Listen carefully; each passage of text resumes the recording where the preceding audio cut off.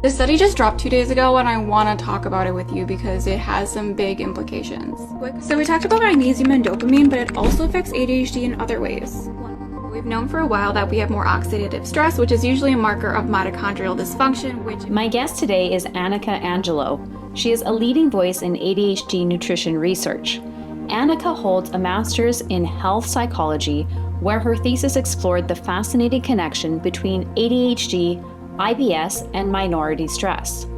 Her passion for understanding how nutrition impacts the ADHD brain has shaped her career, from studying what truly works to translating that science into real-world solutions.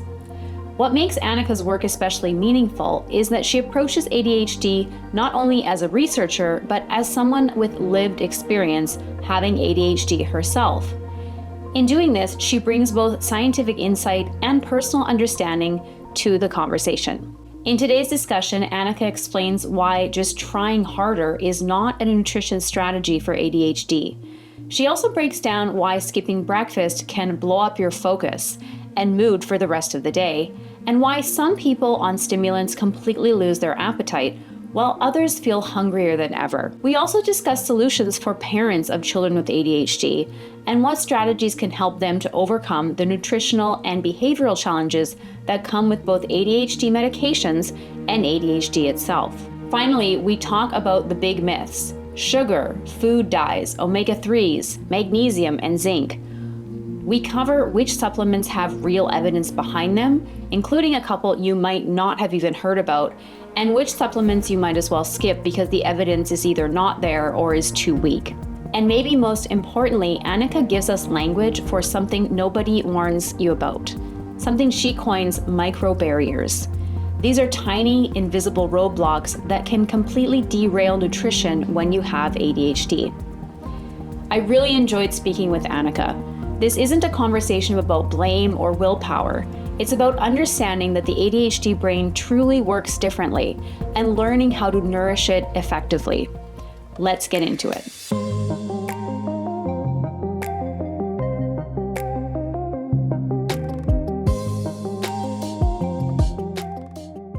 Annika, thank you so much for being here with me today. I've followed you online for quite some time now, and your content is so interesting. And we were just talking about how I really feel like it fills a gap that of knowledge that people were looking for and searching for online, maybe not finding.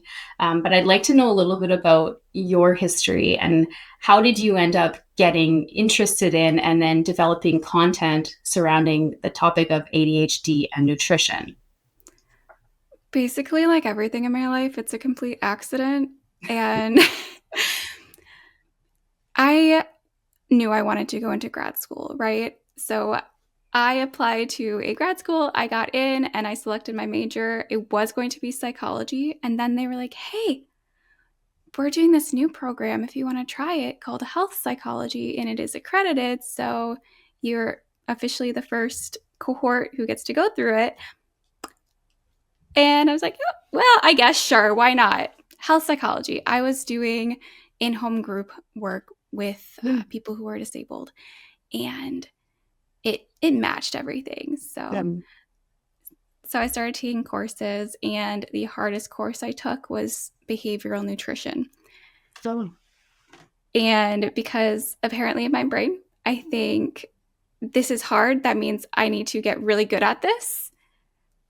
That's what I concentrated in. Challenge. So my master's thesis ended up being on the intersection of ADHD and IBS and minority stress. So that is the backstory of why I got my master's. Again, very chance.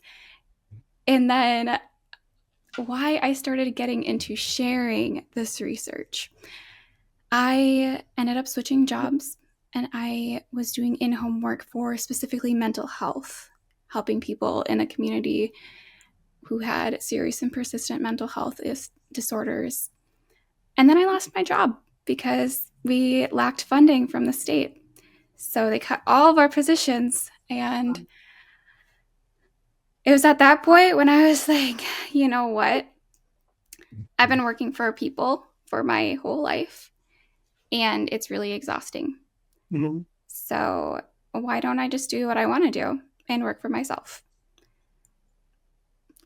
And then I started posting on social media, the intersection of mental health and nutrition, because again, that was my concentration, the behavioral nutrition.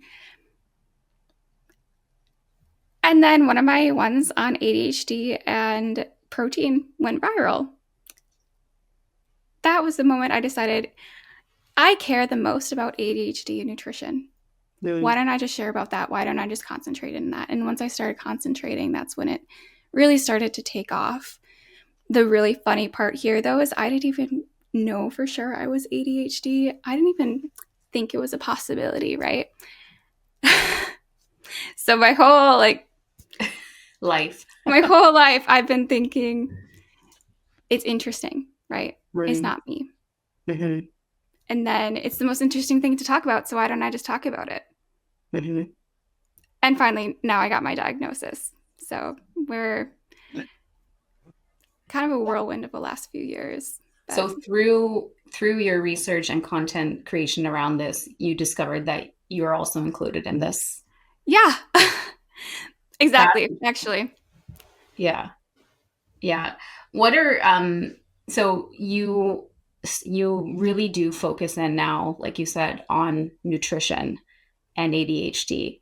And so was it mainly just that's what people were interested in, and so you decided I'm going to focus on that? But did you also then make connections with, wait a minute, I also have issues with nutrition, and it's hard for me to maybe have breakfast or make meals? And did that kind of give you some insights into your own struggles?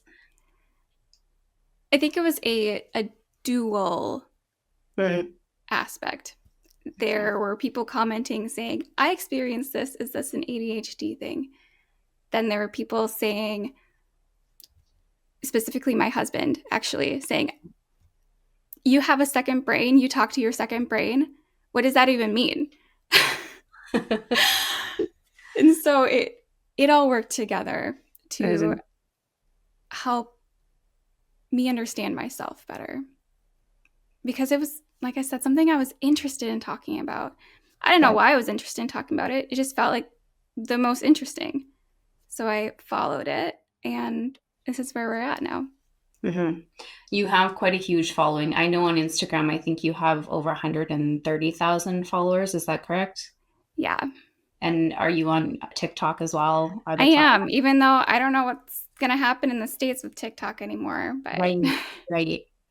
Are you bigger on TikTok, or are you kind of around the same? I'm larger on Instagram. Okay. I think the difference is I don't post a lot on TikTok. Sure. But so now you have this huge cohort of people following you, and I'm sure you have more comments and questions than you can keep up with. Have you been able to see some trends as far as the biggest nutritional challenges that people ask you about or are facing? That is a good question. I think the largest challenge people tend to face when they look at my content is they think the solution is eating more of these plants and proteins and nutrients that I'm talking about. Mm-hmm. And then when they try to implement it, their ADHD gets in the way. Okay. And that's actually what I've been addressing lately in my latest series, my latest video series, where I'm breaking down what is making eating and cooking and meal prepping and shopping, choosing, what is making this so hard for us with ADHD, and how can we get past it? How can we make sure that we are eating food? Because that is more important than trying to eat perfectly. Mm-hmm. Mm-hmm.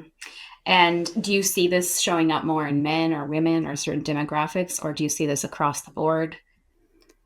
I know this is completely anecdotal. I'm just asking about your experience.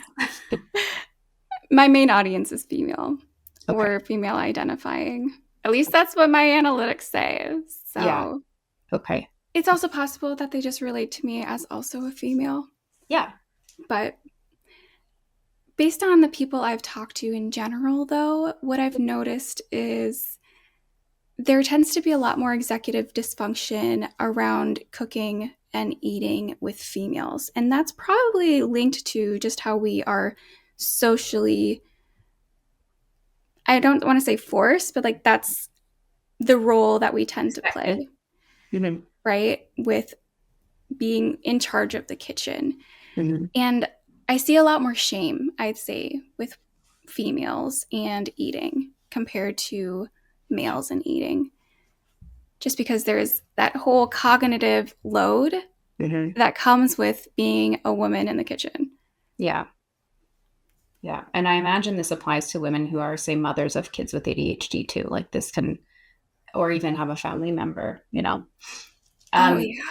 How do you see, and I mean, you can talk about your personal experience or what you've seen online or both. We know that for people without ADHD, skipping a meal is something that can be quite detrimental to our health. So if we're going to use breakfast as an example, we know that the signs of, say, low blood sugar can be irritability, difficulty concentrating. This is for people without an ADHD diagnosis. How can this really get people off the rails when they have ADHD and they're skipping meals or not able to, you know, get to the point where they can be organized enough that they have a decent meal ready for them? Right, because that's the issue. It's almost impossible to be consistent if you have ADHD. That is one of our huge struggles. And as much as I hate to say it, that is the one thing that I want people to focus on.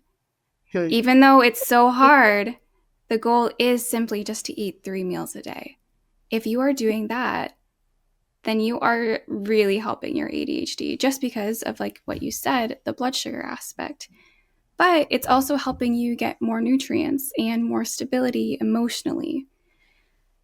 For people who don't really know what the blood sugar stabilization aspect does for your mental health, let's talk about that really quickly. Yeah, sure.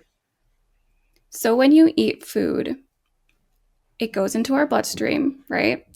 Our body digests it. It gives us energy. That's what food is. Food is our energy. A lot of people with ADHD, we like to think of our energy as part of us. Some days we have a ton of energy. When we focus on something, we have a lot of energy.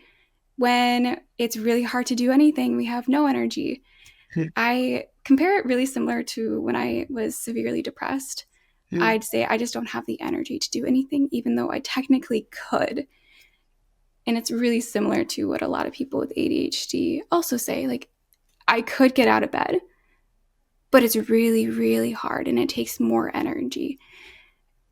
If we eat consistently, it's going to stabilize that fluctuation in our energy levels. And so instead of having large increases and large decreases of your energy levels, it's more of small increases and decreases. And that's going to help you focus better. It's going to help you stay more consistent. But how do we eat 3 meals a day when we forget to eat 3 meals a day? That's the hard part. Right. Would you say that you see a lot of skipping meals, or is it more we're just snacking all day trying to catch up with our metabolism? Something really interesting is snacking behavior and ADHD. There was a recent study out in 2025 that essentially found people with ADHD are more likely to snack throughout the day, but it's not related to their emotional state. And so I think this is connected to how maybe snacking is a way that people with ADHD subconsciously are trying to stabilize themselves. In general, I prefer if people snack throughout the day. That's something that I have to do. Yeah. Even though I forget to. Like right now, it is 1:30, and see, this is where I fall short too. I have not eaten lunch yet, and it's part of my eating window. I should have eaten lunch between 12 and what? That's when I tell myself I eat lunch. Yeah. And I just didn't. And that's okay. But if we do that too often, it's going to make it harder for us in the long run. So I anticipate if I don't have a snack right after we finish talking, I will not have any energy to make or even eat dinner. Right. And that's, yeah. Right. And I mean, this is a real struggle, not just because of the executive function piece, but because of the fact that we know that people who have ADHD, a lot of times they're taking medication that suppresses their appetite. And so they literally, where do you find the motivation to eat, I guess, unless you've planned for it? When your medication is kind of telling you, I'm okay, I'm not hungry, I don't even want to eat. I know in some of your content you talk about the role of dopamine and serotonin in appetite. Could you touch on that a little bit and how that all kind of works together? Yeah. So the main medications, and you know this too, right, that impact our appetite are stimulants. The stimulants, yeah. The non-stimulants, they can affect our appetite as well, but it's mainly the stimulants. Mm-hmm. And what we see in the research is that, right, they tend to increase our dopamine, but it inhibits activity in something called the lateral hypothalamus, the stimulant. And that's the brain region that's responsible for eating behavior. So if we have inhibited activity, that means it's decreased. So that means if we have decreased activity in the region that's supposed to increase eating behavior, we're going to decrease our eating behavior, which is great for some people because a lot of people with ADHD, I'd say, just based on what I've seen, there's no research studies out there currently on this. So it's purely anecdote. Sure. About 80% of people with ADHD tend to overeat, potentially having overactive ghrelin or what is the other one that is in, there's those injections that we get. GLP-1s. GLP-1s, yes. Yeah. So I have a hypothesis that a lot of people with ADHD have overactive GLP-1 signaling. Interesting. And so we just don't have research on it yet, which is really unfortunate, right? Another one of those gaps that we just haven't filled yet. But also, kind of speaking on ghrelin, stimulants can suppress ghrelin signaling, and that is normally responsible for stimulating hunger. So again, decreasing our brain activity, decreasing the hormones that that make our hunger more noticeable. And so when you have all that happening in your brain, then you're not hungry. Mm-hmm. But the thing is that you are hungry. Your brain just thinks it's already eaten, essentially. And that's the hard part, right? Yeah. If your brain thinks you've eaten, it's really hard to eat then because it feels stable. And then when it comes down, you get that large instability and that crash that a lot of people experience. If you don't mind me talking about my own stimulant experience, I would love it. Jump in here quick. Okay, perfect. Yeah. So what I think is really interesting, for me, I actually experienced an increase in hunger signaling. Right. And so that's where I am imagining there's this separate, probably 20% of people who are experiencing the opposite because their hunger signals traditionally are already really low. For me, I don't get hungry. I get hungry when I feel like I can't move my body. That's right. And then at that point, I'm so nauseous that I can't eat anything anyway. Right. So I have to plan to eat my 3 meals a day. And this was before I did stimulants. Okay. So I kind of have the opposite of what a lot of people experienced. And then I did stimulants and I started getting hunger cues, but it was excessive hunger cues to the point where I felt like my metabolism was speeding up significantly to where I couldn't function with the amount of calories that I typically was eating. Okay. really curious. Okay. And I would love to see research where we separate these two different experiences, because people online have also told me that they've experienced what I experienced, but there's no research out there on that. Okay. I mean, it makes sense if you have something that's kind of speeding up. Like, I know heart rate tends to speed up, blood pressure tends to increase, right? So it does make sense that there would be more metabolic demand. Yeah. So my theory here is that just like how we see a lot of nutrients stabilizing in the brain when we take stimulant medications in the research, I think that it's potentially stabilizing overactive and underactive. So instead of increasing or decreasing hunger, it's normalizing hunger. Sure. So again, not studied. It's just one of my theories here. Oh, that's interesting. And thanks for sharing your experience, because I've actually not heard about that happening. And so I bet there's a lack of awareness that it can kind of go either way for some people, even if it's only 20% of people. Say that's still a significant amount of people. Yeah. There's also, I think, a connection with, right, females are understudied. Yeah. But also the connection with autism and ADHD. What I've noticed is people who are both autistic and ADHD, they tend to experience the lower hunger signaling, the worse interoception, which is that connection between your body and your brain and understanding signals. So that could also be a confounding factor. I just don't know. That is so interesting. I want to ask you about some myths surrounding nutrition in a minute. Some more specific, nutrients that I know you've probably addressed in your content. But I do want to ask you about: have you seen much research? Because when we talk about children and ADHD, we know that treatment with stimulants can often be quite beneficial and even necessary. But we also see that it can impact growth, and appetite seems to be somewhat tied to that. Now, in the little research that I looked at, it sounds to me, and please correct me if I'm wrong, is that the first couple of years of taking the stimulant is where we see the biggest impact on growth. And by adulthood, it seems to kind of average out.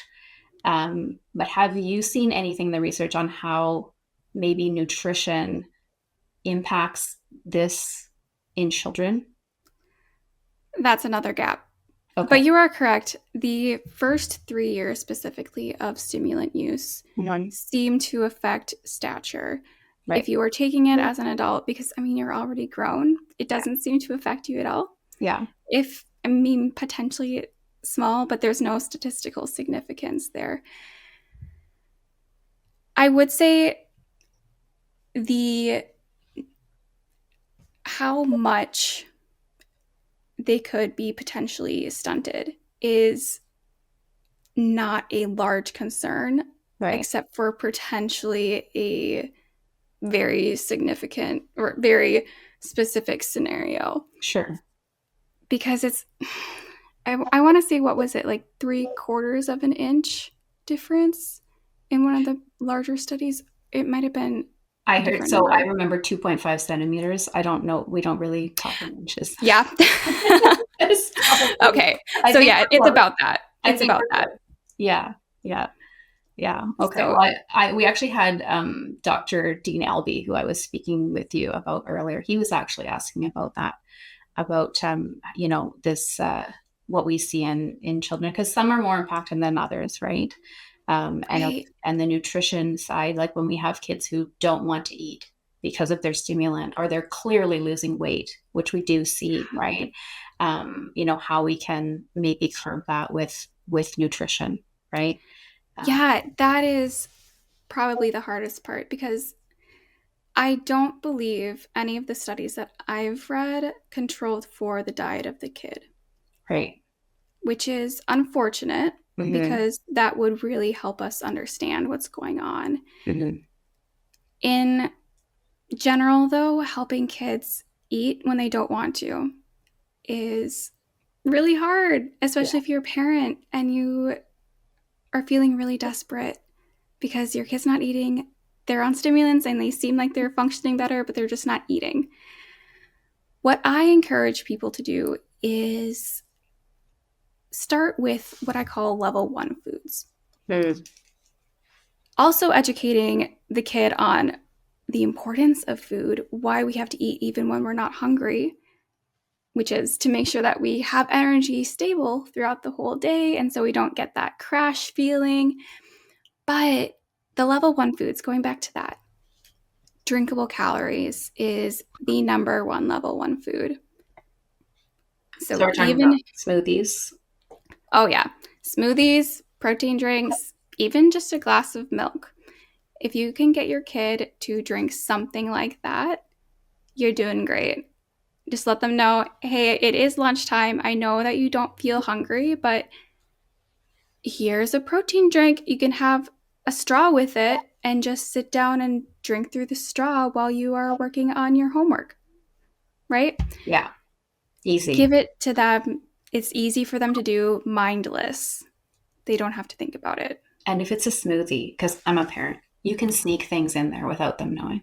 So you can put like spinach, greens, like anything they won't eat. You can do it. You can do a lot. Seriously, the smoothies are incredible. I revert to smoothies all the time. Nice. It is, I mean, because like I said, I struggle with feeling hungry. And if I don't feel hungry, I feel like I can't eat. Right. But I know I have to eat because I have to eat those 3 meals a day. Otherwise, if I don't eat that consistently, my brain starts to feel a little mushy and it's harder for me to function. So being consistent is the most important thing, even if it's just small. So consistency, and then when you're talking about kids, you're talking about level 1 foods. I like that. Yeah. Other level 1 foods are finger foods. So a snack platter, things they can just graze on. That is the easiest. So yeah, level 1 foods, drinkable calories, and finger foods. That's great. I want to move on to some myths so we can debunk a few things and maybe get some clarity on other things. So sugar, tell us about sugar. We've heard that cutting out sugar can dramatically reduce ADHD symptoms. There's some social media garbage out there that's saying that, you can completely eliminate your ADHD if you get rid of sugar or other things. So yeah, I keep coming back to the sugar in your brain is ADHD, or sugar in kids is ADHD, sugar in the brain is dementia, sugar in your body is cancer. Why are we saying these things? Yeah. Sugar is how we live. It's true. It is necessary. Our brain requires it. People don't know that your brain does not have, and I know you know this, Annika, it does not have its own storage of sugar. Like the rest of our body can pull from different places. Your brain cannot do this. You have to have a baseline. Your brain can do it for a short period. I mean, it can do it for a short period of time, but your brain really requires some kind of input from a carbohydrate, right? And yes, technically you can go without carbohydrates for a while. Your body's not going to be great if you do that. Mm-hmm. It might feel good in the short term, but it's really bad for your body in the long term. But going back to sugar. Sure. Let's start off with the brain, right? Because you brought that up with how our brains use glucose and they don't have the stores there, basically. What we see is people with ADHD tend to have worse cerebral glucose flow, essentially. So our brain doesn't use glucose as well as the general population. Or it could also mean that our brains are using it quicker.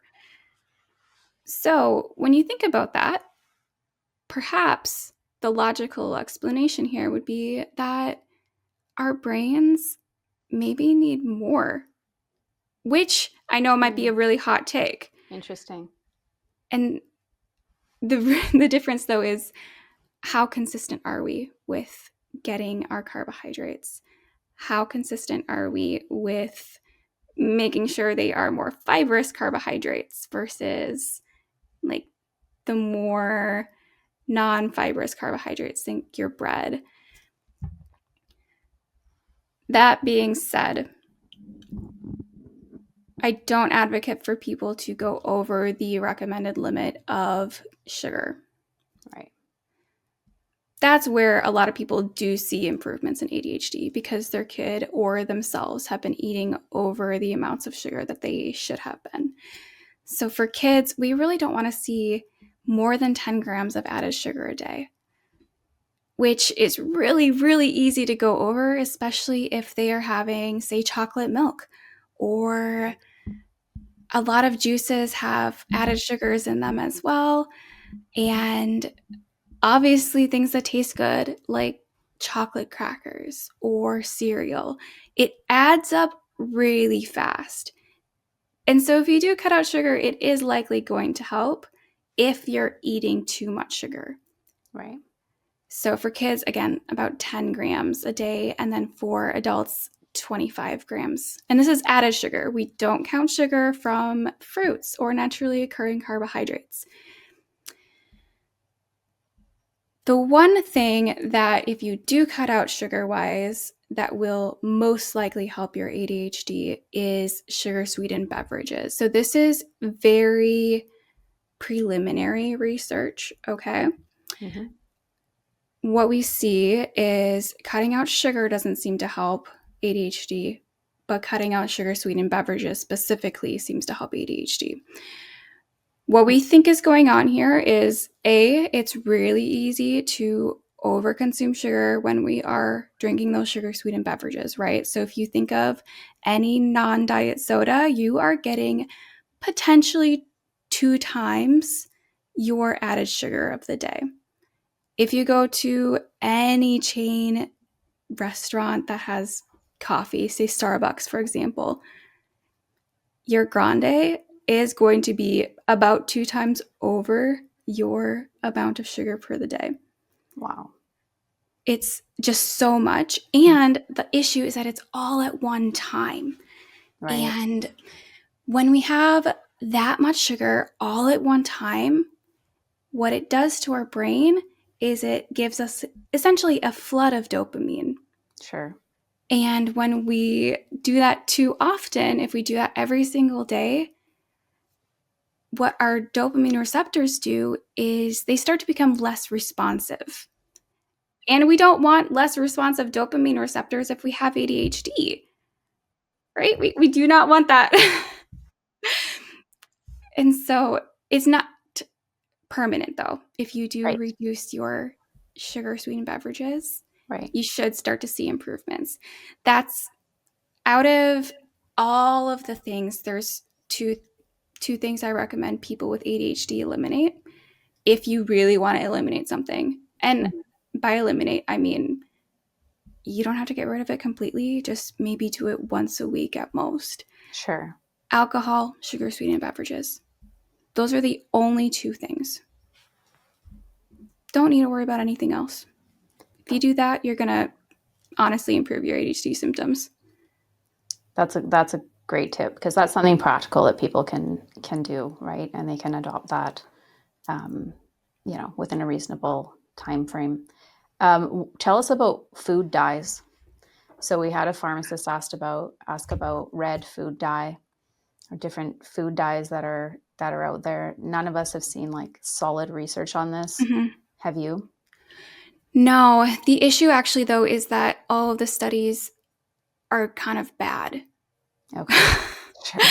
So this is where I love this conversation, but I hate it at the same time, because due to how not great these studies are conducted, we don't really know what's going to go on. So you really do need to go with your experience. Mm-hmm. If you're a parent and you've noticed your kid seems to get worse symptoms or is more emotionally dysregulated after something that has some red dye in it or yellow dye, it's okay to reduce that. Right. maybe it is, maybe it's not. That being said, red 40, red 3, we have a few studies, but they are not just on that specific dye. It is a mixture of dyes. So we don't even know if red 40 affects anything, because it could have been the yellow dye that was in that mixture. Right. We do have some on yellow dye, yellow 6 specifically. Okay. That one, it's a hit or miss. It could not. The biggest thing is that the amounts that they are giving the kids is not what they would normally get. And so it's higher? It's much higher. Okay. To see a response, it's significantly higher. So, for example, I did the math one time. It'd be for a 50-pound kid, I think, it would be about 52 red starbursts. Oh, wow. Right. And so that's a lot. Yeah, that's way beyond what anyone is going to be consuming. Yeah. Or about 1.5 liters of Gatorade. Okay. So which is also a lot. That is a lot. Yeah. So it's unlikely, right? But again, the studies just aren't up to the standard that I'd like to see to have us know for sure if it's impacting. Mm-hmm. So, hard question. Most likely it isn't, but the other really interesting thing here, though, is that it affects ADHD kids at the same rates as the normal population. Okay. So it's about 8% that we see, again, in these not great studies. Sure, yeah. But that's the same rate that we see in the neurotypical population. Okay. So it's not necessarily ADHD. It's right. For some reason, people are responding to that. Yeah. Yeah.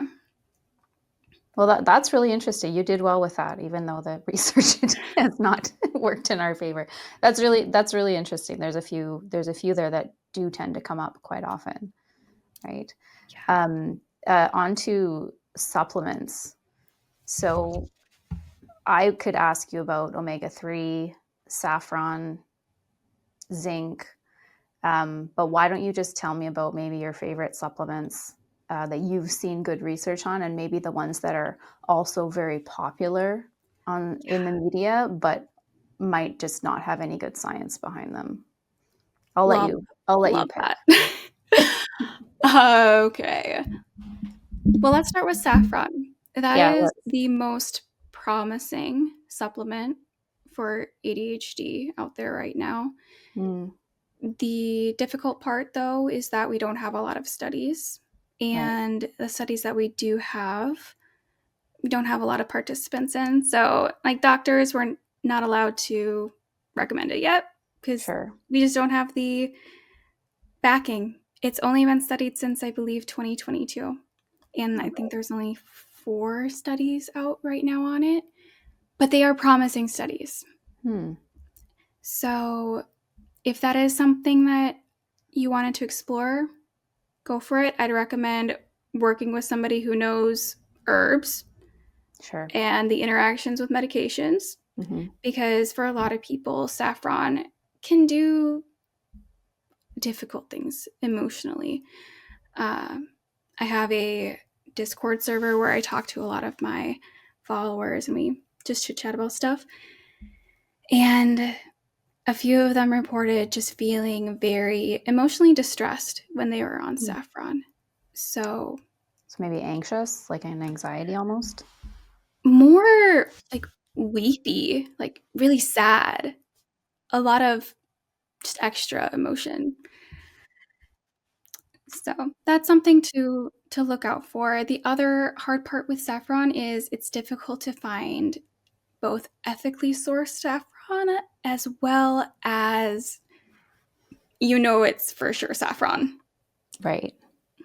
So yeah, that's the hard part with herbs, but especially herbs that are as labor intensive as saffron. So Yeah, Yes. that's a problem with a lot of supplements too, is you really, it's hard to know what you're getting. Right. Mhm, And that's just why I recommend it to try if you really want to. mhm, It's apparently as effective as medication mhm, in these early trials. mhm. So, And could yeah, like you potentially said, help. I think I've seen numbers like an N of 40 in one of these studies. Like, Yeah, it's pretty small. it It's is. not insignificant. It's not like an N of 8, but it's still, yeah, Right. really. And yeah, it's so hard to know for sure, but it has potential, right? So Yeah. saffron has some potential. Okay. Zinc has a lot of potential. Oh, really? Yes, actually, Interesting. especially for specifically kids who also have some food aversions and who feel like eating is difficult. Oh. So if you have a picky kid, zinc might help because it actually affects how we taste. Hmm. Really interesting. So, That but those studies that we have, it's not a large effect by any means. It's a low effect, mhm. but we have a lot of research consistently showing that it does improve symptomology. Whereas a lot of other supplements, it's kind of, it does, it doesn't. But zinc is consistently, it does. Hmm. Again, the effect size is low. It Mhm, doesn't seem to help a lot, mhm. but it does. And it's more effective with medication. And that's what we see with basically all these supplements. They are sometimes effective. If you add medication to it, it seems to improve the medication's efficacy. So it's hard to say.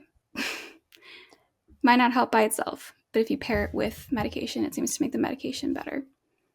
Okay. Vitamin D is another one Okay. that is also consistently, it seems to help ADHD. This one, though, is mainly done in places that you don't see a lot of vitamin D happening in Like the sun. Canada. Yes. Yeah. Right. We have this problem. Yes. So it's likely that it's just helping because we are vitamin D deficient. Sure. How about magnesium? Ah, great question. There's like no studies out there on magnesium and Really? ADHD symptoms. I know, which is so surprising, right? Because everybody online is saying it's this magic thing for ADHD. And basically, all our studies out there are on magnesium plus something else, or the sample size is 8.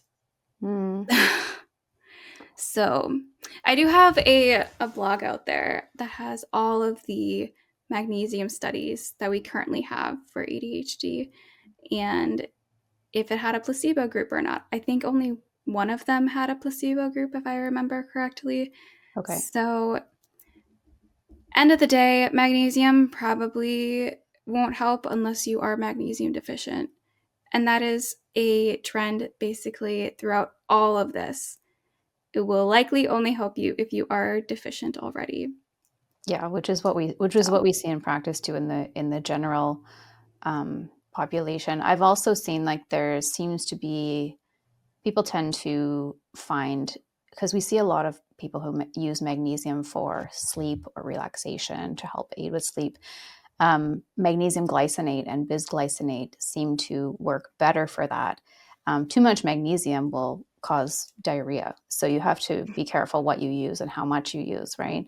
But the glycine component, so that amino acid is maybe what's also doing it, because that tends to, yes. right?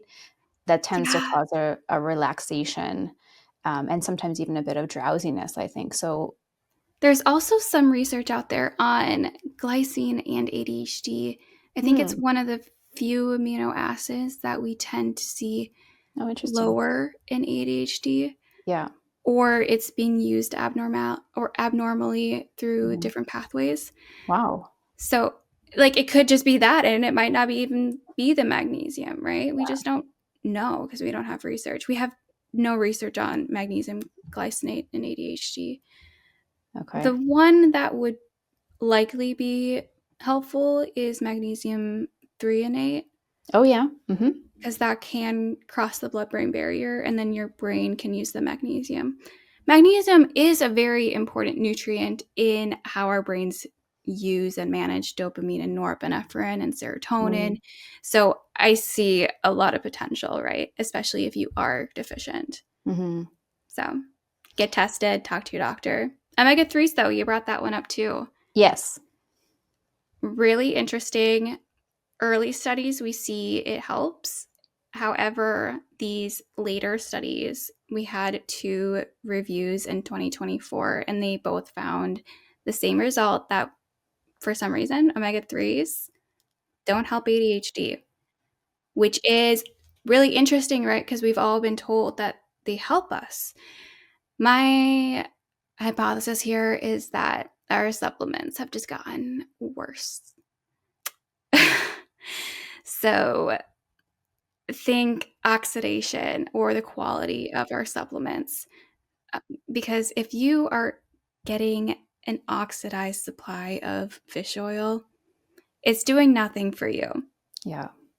because it's adding to your already oxidative stress. Mm-hmm. And maybe some of the fish oil is counteracting it, but it's really doing nothing. So what I would love to see is studies for ADHD and omega-3s with a combination of extra virgin olive oil in the omega-3. Okay. That combination together Mm-hmm. has been in the research one of the best ways to stabilize and keep the omega-3s stable, essentially. Oh, really? Yeah, really, really cool. So if you do go that route, or if anybody decides to go that route, that is what I'd recommend. Again, like, you can test if you have Mm-hmm. less than 8% Yeah. omega-3s in your blood test. Mm-hmm. Supplementing might help, but maybe go for a one that has extra virgin olive oil combined in the pill. That's interesting. There are a couple of resources as well. I can't remember the names where you can actually look up the quality of the omega-3 and then the TOTOX score, so the total oxidation score, right? So I'll try to link those in the description of this as well for people to look up, because that we don't Perfect. have that for all supplements, you know, you don't have, but we can do that. There is a omega-3 resource that people can just access. It's completely free. That's awesome. Yeah. That's awesome. Yeah. Do you see, so were there any other supplements that you wanted to touch on, or were those kind of the main ones? I'd say those are the main ones probably Mm, that people usually yeah. ask about. There's Mhm. potential for vitamin B6. Oh, Not a yeah. lot of Okay. research out there yet, though. There's Right. just some potential for that. Yeah. Really, at the end of the day, all of these nutrients you're going to get from plants. If Mm, you are able to focus on eating a bunch of plants mhm, and protein, right? mhm, If you can do both of that, you probably won't be deficient, and then you mhm. probably won't need a supplement. Right. Yeah. So, Yeah. but there are herbs that if people wanted to try beyond saffron, I think herbs are more promising than the nutrient supplements. So, Ginkgo biloba is promising, and Panics ginseng is also promising. And they're more promising also, again, if you combine it with medication. That's So, interesting. yeah. I studied ginkgo in university, and what I remember is that it can thin the blood.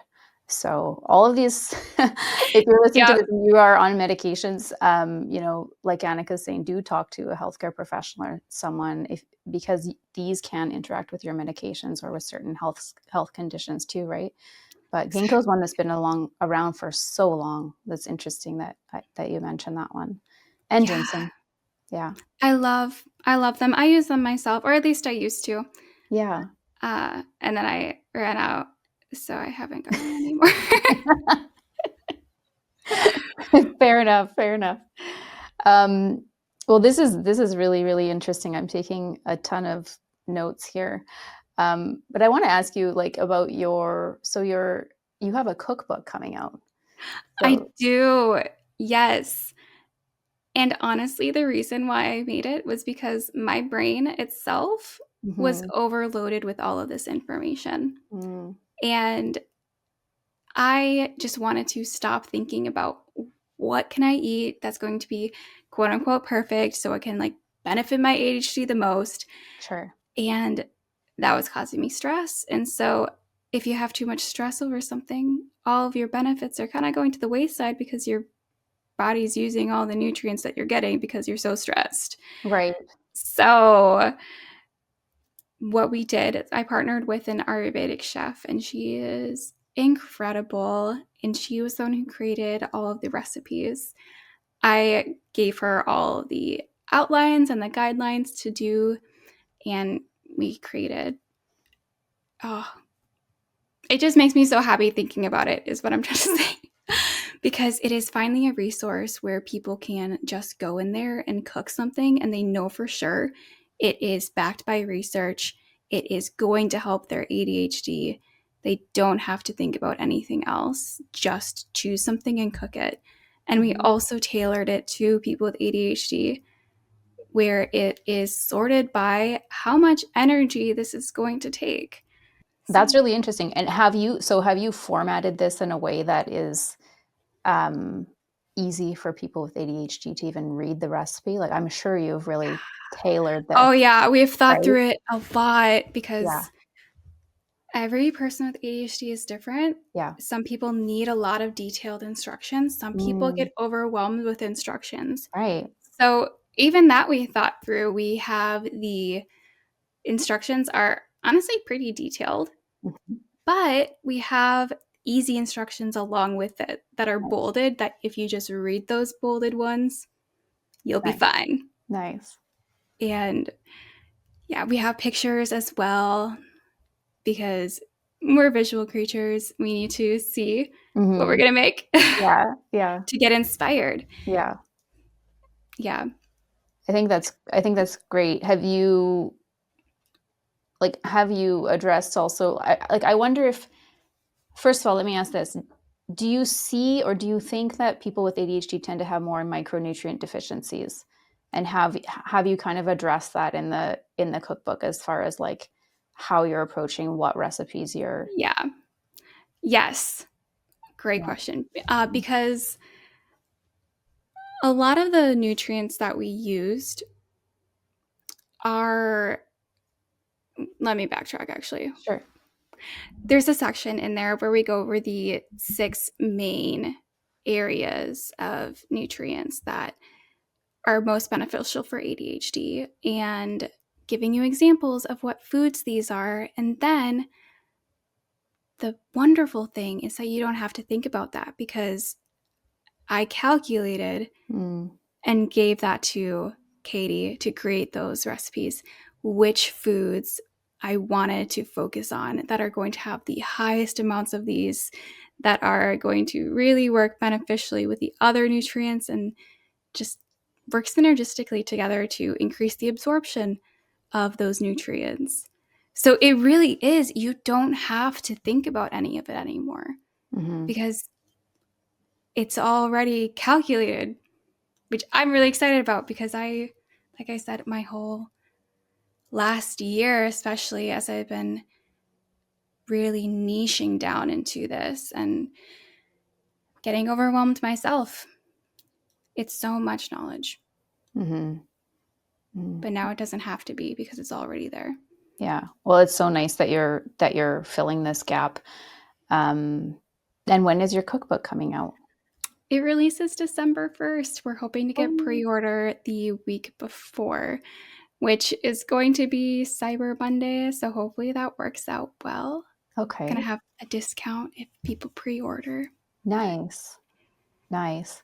And while we're talking about that, why don't you tell us about your online community? So, and I do want to touch on misinformation as well with you, Yeah. because I know you're debunking a lot online. But since we're talking about your cookbook, you have launched an online community, I think fairly recently. It seems to be already quite large. So for people who are just looking maybe for more support, more information, I know you also have a website that we'll link in the description of this, but tell us what it's like to be in that community. Yeah, I have 2 memberships. Not memberships. I have 1 membership and then 1 free community because Okay. I do believe in accessibility. Yeah. That's one of my Nice. big desires. Yeah. So the free community is a Discord community. That's the one I was talking about before. We're Mhm. just chatting with you guys. We are actually in the process of creating a community-based emergency cookbook. We're going to call it the Mealopedia. Okay. And it'll just be whoever wants to add to it, they'll add to it. I'll put it into the resource so Nice. that if you are feeling really overwhelmed with thinking about what to make, or if you need some ideas for a snack to get some inspiration, you just go in there and it's just a ton of ideas that are made by people who have ADHD themselves. So So nice. it's going to be kind of tailored to us and Yeah. how we think, Yeah. which is really excited for that to keep growing. And then the membership it's a monthly membership. There's 3 tiers, but every single month for every single tier, you get a new ebook from me. So I spend the Nice. month creating an ebook. Last month was one on 10 different protein recipes, as well as I gave something you can post on your fridge to give you ideas for what to eat for breakfast. Yeah. And then one after before that was nutrition for dementia, nutrition for osteoporosis, Mm. hormones and ADHD. There's just a ton of different topics. It's kind of what tickles my fancy, as well as what I've been talking about in the Patreon with different people. That's the membership, the Patreon. And you also get one-on-one DM access to me. That is the only place where I actually for sure respond to people. So if anyone's been wanting to talk to me and get some coaching or have questions, that is where I have the bandwidth for, because unfortunately, like you mentioned, I have a lot of people and I Yeah. can't talk to everybody. Mhm. I can't. I'm just one person. Yes. So that's where there is. And I think my favorite part about the monthly membership is every single month for the tallest tier, I meet virtually with them for an hour and we just talk, and I give them help, or we talk through different things that are hard together. And it's been incredible just seeing the changes that a lot of them have been making and how much they've improved their ADHD. Mhm. Mm, yeah. Do you see is it mainly people are asking you about nutrition because that's what you've focused on? Or do you just see so many gaps where these people just need more support and they don't know where to get it? Like, what has your experience been? Most of what we talk about is nutrition based and Sure. creating plans. And for example, one of the people I was talking to just in the DMs, we made a plan about what their groceries are going to be for that week. Sure. Because sometimes you just need to talk it out with a person, right? Yeah. Mm-hmm. Just need to have another person saying, well, here, you can do this. Mm-hmm. Mm-hmm. So, yeah, mainly nutrition. Okay. And yeah, I think the cookbook is also nice because it's also helpful for people who live with people with ADHD. So Yeah. it's like, what do I make for this person? Or let me pick this, and then they can actually follow the recipe. Like, I think that it could be useful for the whole family. It's not just for the person, Oh, definitely. And right? that's the other wonderful thing about it, because truth be told, most of the recommendations for ADHD are also recommendations for general mental health and Yeah, emotional stability. right. Like, yes, it is tailored. I have these specific nutrients that you really, really want to focus on, and I have a bunch of the foods that have those in it. Hmm. But it's going to help basically every single person who uses it. Yeah, yeah. Well, that's very exciting. I'm excited for you too. I think it's you've been talking about it a lot in your stories, and I think I everyone's have. really, really I'm excited. so It's a excited. I lot of hope I'm work. not too like, hey, you guys, I'm so excited. Just No, sounds like it's annoying. it's a lot of work. And I think it's important that people realize how much goes into it, and how much, you're really trying to produce something that people can use, right? And so I often these things are just made, and it's like it's magical. So I think it's really neat that you're giving people, a look at what it's like as you're building it, right? It's probably Um, because I'm a nosy person, so I know that other people are nosy. I think people appreciate it. It's very real, and I think that's part of the reason why people just gravitate to you, is just the authenticity piece, which is something that we don't always see, right?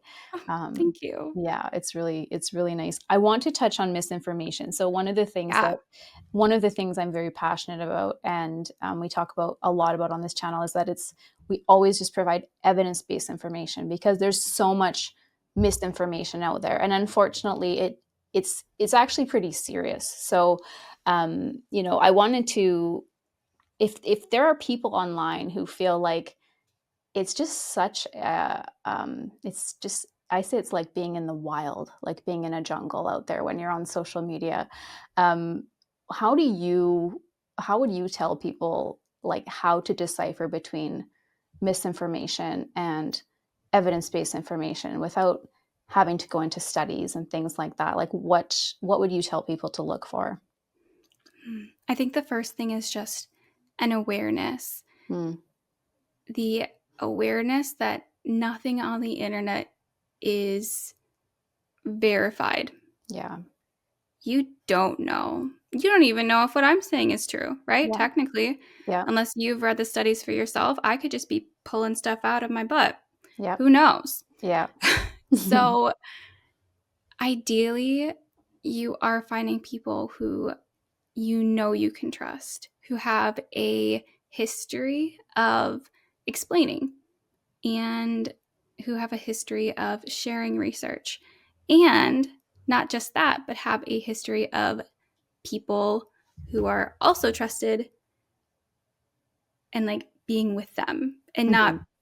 having that history of those trusted people debunking them, Mhm.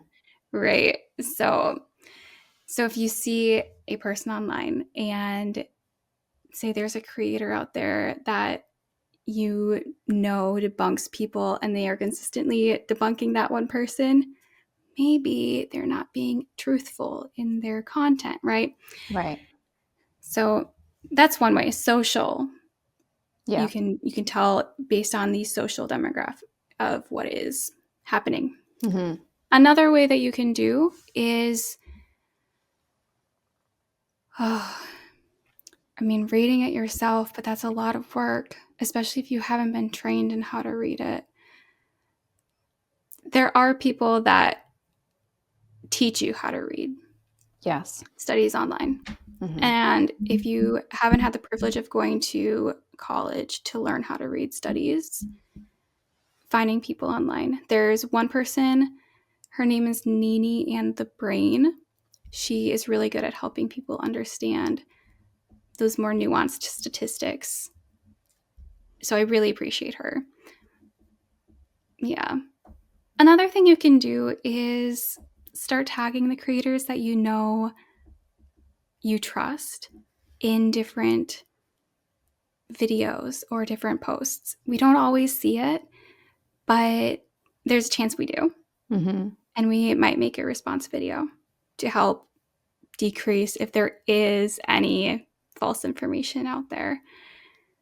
But I really do think the biggest thing is being willing to know that a lot of stuff out there is probably false or AI generated or misleading you to buy something from Mm. them, to generate fear. That's another thing. If the post is generating some sort of fear or urgency, that's usually a red flag. Mhm. So, Yeah, and I think it's very easy to call yourself a holistic nutritionist. mhm. Anyone can call themselves that, or a wellness and mental health expert. Like, anyone can write what they want in their Instagram bio, right? Yes. Yes, So, literally anybody can. And that's what I do. I wrote that I'm an ADHD nutrition research expert. sure. I mean, I am, but not everybody who knows me or it comes across my page knows that. Mm-hmm. Mm-hmm. Yes, I have gotten my master's degree. I have read basically every single study there is on ADHD nutrition. I haven't written it because it's not out there, but I've basically written a textbook for ADHD nutrition. That's how much I know about it. Yeah, I heard about this actually. I saw this on your website. Tell us about that. Good question. It's Um, huge. I think I saw it on your website. It does look like a textbook. did I post something on there? I don't know. There's Now that something. I'm thinking about it, sometimes I don't It's a remember. I guide. know that I have the, that's the ADHD nutrition manual. It's different from that. Oh, The okay. ADHD nutrition manual is a 8-book Okay. compilation of all of my work, essentially. Wow.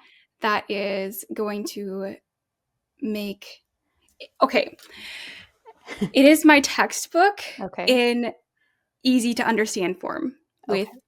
diagrams and pictures, and you don't have to worry, and it's not complicated. You just follow the instructions.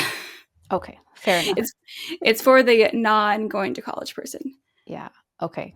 Okay. Fair enough. And we will have the links to all of Annika's work here in the description of this interview. So if you want to get in touch with her or see any of these resources that she's created, you can go in and explore. And actually, your website is quite lovely. It's very Thank simple, you. but I think it's very easy for people to navigate. At least I found it to be. So I hope um, so. I hired a ADHD person as well. All of oh, my team has been ADHD because obviously we are. I want to tailor it to us. So that's so smart and so good. Just in closing here, so if there's someone listening to this and they want to make one change this week to support their ADHD, to support their brain health, what would you recommend? That's something that someone can do that will make a significant difference for them. number one thing is making a consistent eating schedule. I don't care if it is eating 3 meals a day. I don't care if it's doing intermittent fasting. Just do something that you can consistently do. Obviously, I'd recommend doing one where you are eating breakfast, lunch, and dinner because that's going to help your blood sugar the most and keep it stable. Plus, if you have breakfast within that 30 to 60 minutes of waking, it helps your metabolism the best and it keeps the nutrients in your bloodstream, and not in your bloodstream, it keeps the nutrients in your body more effectively, essentially. Wonderful. I love breakfast. Recommend it. What are some of your favorite breakfast foods? Oh, great question. Lately, I have been on this Greek yogurt, and then I'll have some blueberries, and then I make this fiber granola every morning, which Oh, is nice. I microwave some, depends, peanut butter or almond butter, and then I'll mix some chia seeds in it with some oats and salt and some maple syrup because I need it to be sweet, and some cinnamon as well. And it's so good. Sounds Yeah, amazing. So you've got high your protein, high protein. fiber. Yeah, you've got your protein and fiber and yeah. Yeah. But if you're a person who is eating consistently, that's the second thing. Right. Protein, fiber. Prioritize protein and fiber. That's your second goal. Mm-hmm. Mm-hmm. Honestly. Like if you can have both of those on your plate at every single meal, or 2 out of the 3 meals, that's your goal. That's a good place to start. Yeah. And so we do have healthcare professionals that listen to the podcast. So we have doctors, nurses, pharmacists listening. What's something you wish healthcare professionals understood more about people with ADHD? A lot. Wait, top 3, I don't know. Yeah. I think the biggest thing is that our brains work differently, and it's not just a matter of willpower. A lot of the time, people will get instructions from their healthcare provider and just be told this is what you do. Right. For a lot of people with ADHD, knowing what to do isn't enough. We need to know why to do it because we need to get that motivation. It's really, really hard to do something without that motivation. I was talking to my husband about this because for him, he's like, well, I just need to know what to do and it's fine. And I was like, no, I need to know why. Otherwise, it doesn't compute in my brain that it's important. Yeah. So, but the other aspect of that is also asking at the end, do you know how to implement this? But not just do you know, do you feel like you can realistically? Because a lot of us with ADHD are not realistic. We think that we are, but then we'll do too much. Or we think that we can do it and then we can't finish it. And then we get in that shame cycle. And then we just stop and give up. So that's the other part. Like, do you actually have the bandwidth? And I'd say the last thing is gaining knowledge about what is ADHD, if you haven't already. And then on top of that, diving into something what I've coined as a microbarrier. Microbarriers are things that feel really, really small, but stop people with ADHD from completing tasks. Really easy examples for me with ADHD and eating, because that's my focus, right? Yeah. Something that's going to stop me from eating is literally the fact that my grapes are in the bag. Like, they're still in the bag from when I bought them. Yes. If I don't take them out, if I don't put them in a separate container, they won't get eaten. And it feels stupid to say that. No, it's so I think it small. makes total sense. I could see that. Yeah. So helping people identify what are those microbarriers. And I know people don't have a lot of time in sessions. So if you're able to refer out to a person who has more time, say a dietitian, especially a dietitian who's neurodivergent or neurodivergent affirming, specifically with food-related aspects, because a lot of people with ADHD struggle with food, whether that's overeating or undereating or not having the hunger signals or having too many hunger signals. And yeah, it's a lot. That's really good. No, that's really, really helpful. I'm glad I asked you that. Are there resources online that you would point healthcare professionals to that you like to go to, or what's that like right now as far as what's available in terms of information? Honestly, there's not a lot out there. I mean, there is a lot out there. It's just what is reputable. So there, I don't know the website's name, but it's one that pops up in the algorithm a lot. Okay. And none of the studies are real. Oh. So wow. It's really important to do your due diligence if you are looking for information. Usually I'd say ADD magazine or ADD Attitude magazine typically has good stuff. Most of the stuff on psychology today is up to date with actual research. Obviously, if you're wanting to learn more about food and ADHD and nutrition, my blog, I have all the studies that I reference in there. It's easy to read. Those are probably my top resources. That's excellent.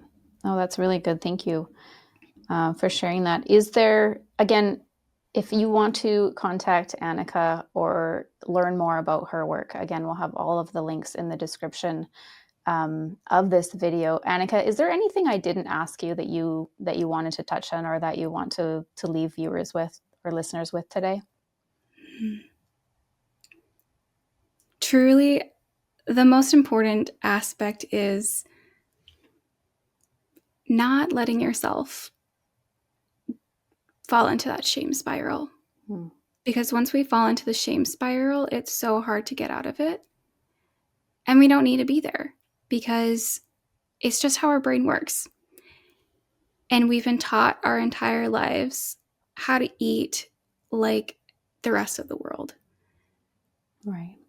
And so since we've been taught that, of course we're going to fail if we haven't been taught how to eat like a person who has ADHD. So that's the biggest thing I'd recommend people take away. Give yourself grace. Every day is different. If one day you are able to cook a huge elaborate meal, that's amazing. If the next day you can barely eat anything, that's also fine. We want to try to have a balance eventually. We'll get there, but it takes time. Trust yourself. Yeah, and I think that's great. And I think even the concept you provided of micro barriers and even an awareness that that exists. I know you've coined that term, but that's really important for people to maybe start noticing micro barriers in their daily habits, right?